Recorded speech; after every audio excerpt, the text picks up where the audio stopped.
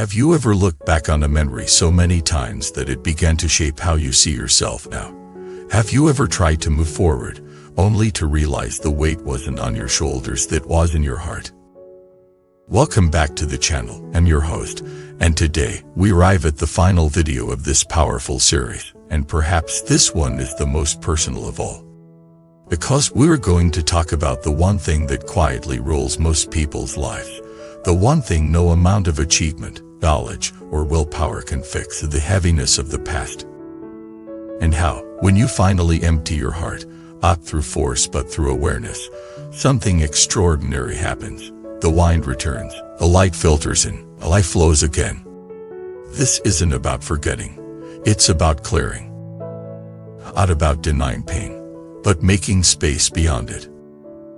Let's begin with the story of mine. Mine was in her early 40s, a successful graphic designer living in a city she once dreamed of. On the outside, she had made it, but inside, she felt tired.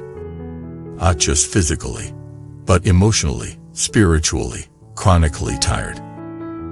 Every time she sat in silence, a memory would rise: her divorce.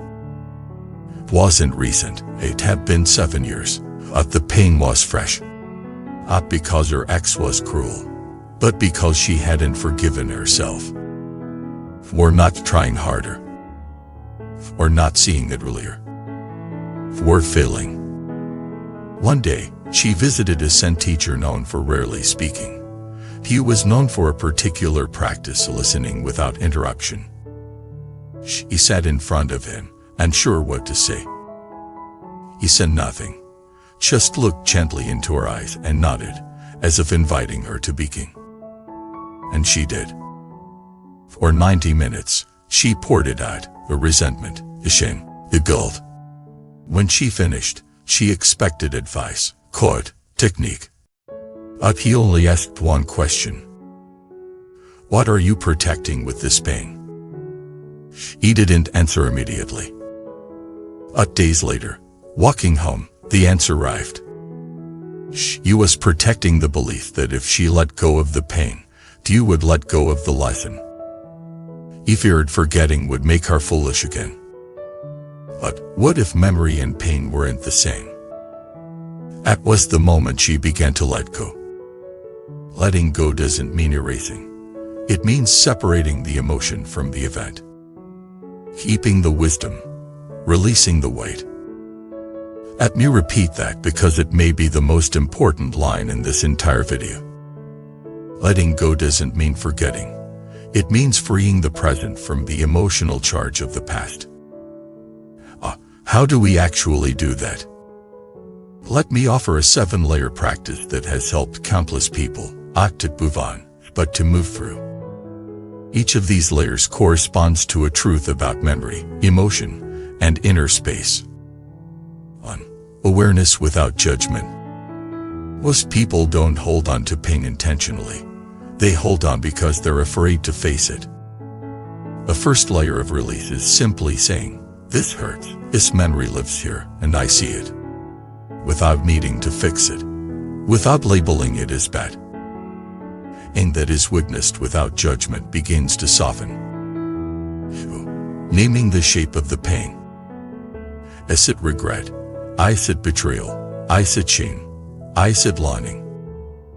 Name it clearly. Because until you name it, it controls you. Once you name it, you start to relate to it differently. And realized her pain wasn't actually about her ex. It was about the image she had of herself, that ideal wife, who never existed. She wasn't mourning the relationship. She was mourning a fantasy. 3. Speaking it safely. Find someone, a therapist, a mentor, a spiritual friend who can hold space. Sometimes, the simple act of saying aloud, "Pain still hurt," removes years of internal tension. And spoken pain ferments. Spoken pain transforms. 4. Writing to the memory. This is one of the most powerful tools. Write a letter not to send, but to express. To the person who hurt you. To the version of yourself who made that choice. with the situation that haunts you, or everything into it. Then read it aloud. Most people cry during this step. That's good. That's not weakness. It's the body releasing years of stored energy. 5. Ritual release. In the letter, read, release it into water. This physical act tells your subconscious, this chapter is complete. We're not discarding the lesson. You're discarding the binding. 6. Reclaiming the present. Choose something new to fill the space. Walk, sun, breath, decision. Every time the memory returns, remind yourself, that's old energy. This is new space. And finally, 7. Bless the past. This is the most powerful act of liberation. Not because the past was good, not because the people were right, but because blessing it frees you. It says, I no longer demand justice from what cannot change. I choose peace. Let me tell you about what happened to me. After doing these steps over several weeks, something shifted. She noticed a moment in our day when she didn't think about the past, just for a second. And a minute. And hours. And one night, while walking past the cafe she used to frequent with her ex, she smiled not with bitterness, but with gentle gratitude. She whispered, "Thank you for the lesson. I'm free now." And she was. I know letting go isn't a one-time thing. It's not a switch. It's a commitment to being light. Releasing the bricks we've stuffed into our hearts, thinking they were protection, to when they were actually just weight. So I ask you, what memory are you still carrying? Not because it serves you, but because you're afraid to put it down. What belief are you still clinging to, and not because it's true, but because it's familiar? And what might happen if you finally set it down? Let the wine come back, with the light enter again.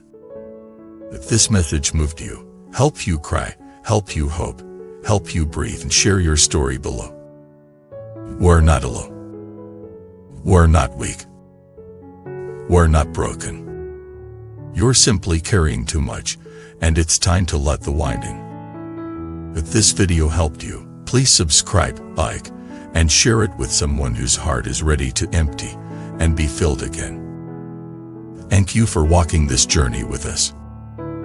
Thank you for watching this video. Before you leave, here's something special.